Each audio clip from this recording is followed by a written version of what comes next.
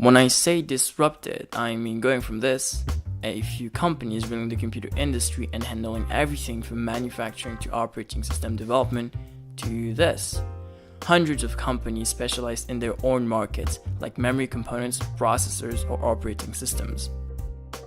Most of this shift from a vertical to a horizontal industry structure can be explained by one invention, the microprocessor. Today we look at how this game-changing component reshaped an entire industry and is responsible for how we know it today. First, let's go back to the 50s to understand how this piece of technology was invented. The microprocessor came into play because of the advancement in two fields, integrated circuits and computing.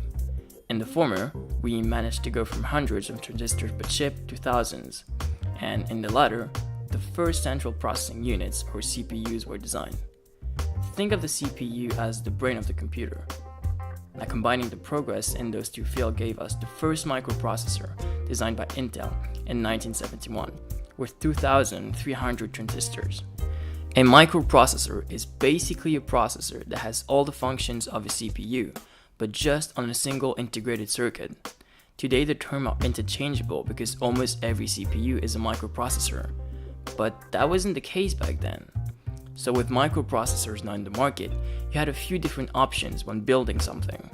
Say you wanted to build the onboard computer of a satellite, so nothing too complicated, right? You could either design your own custom hardware chip that would perform only the tasks needed, or you could buy a microprocessor and program it the way you wanted to perform the same task. Both methods had very different cost structure and had their own advantages. However, using microprocessor and software became a lot more popular for a very wide range of applications. So the question remains, how did software and microprocessors prevail over hardware in most cases? As most people would expect, this happened because it was simply cheaper to build on general purpose hardware with software rather than design custom hardware solutions. But the actual reason is often misunderstood. Employing hardware engineers and software engineers approximately cost the same. However, the big difference lies in the cost of prototyping, operating, and especially the cost of fixing a mistake. So, unless your product required a very high processing speed that only a pure custom hardware design could offer, you were better off using microprocessors and writing software on top of it. And with the dominance of microprocessors and software, we started to see extreme shift in the tech industry. The first consequence is that we started to see each major computer component like screens, keyboards, memories, and drives being designed with a microprocessor in them, something that wasn't done before. In the past, when building a computer, the CPU was its only brain and needed to know how every other component interacted with each other. This is what we call system integration, integrating every component around the CPU, a skill that was pretty much the bread and butter of big tech companies at the time.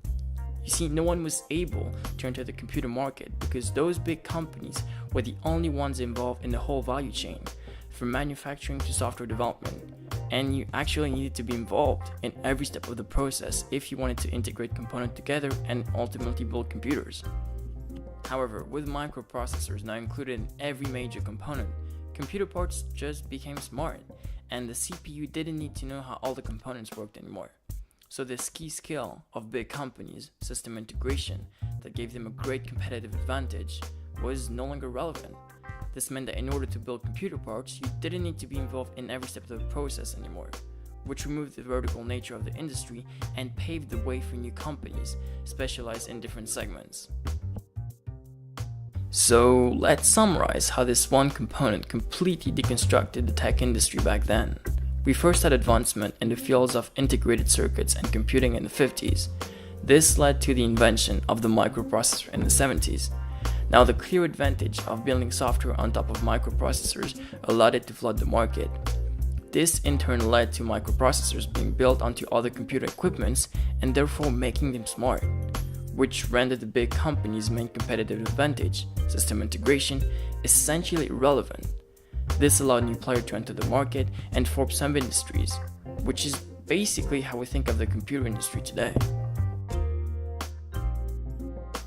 Hey guys, thanks for watching. In the next couple of days, I'll be posting more videos related to business strategy, technology, and philosophy. So if you want to check that out, subscribe to my channel.